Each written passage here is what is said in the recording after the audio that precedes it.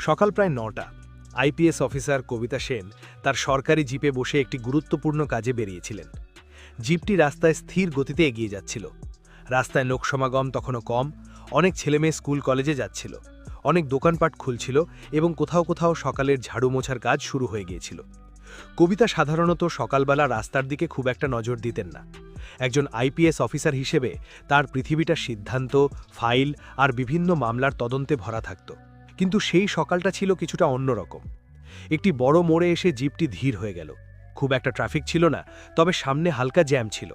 Driver break কষলেন এবং কবিতার দৃষ্টি হঠাৎ করেই জানালার বাইরে চলে গেল।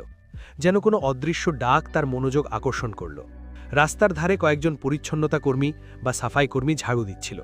তাদের মধ্যে একজন লোক একটু আলাদা ছিল। সে সাধারণ সাফাই কর্মীর মতোই নিজের কাজ করছিল, দাঁড়িয়ে ঝাড়ু দিচ্ছিল, ধুলোগুলো একপাশে জমা করছিল। কিন্তু তার চলাফেরা, তার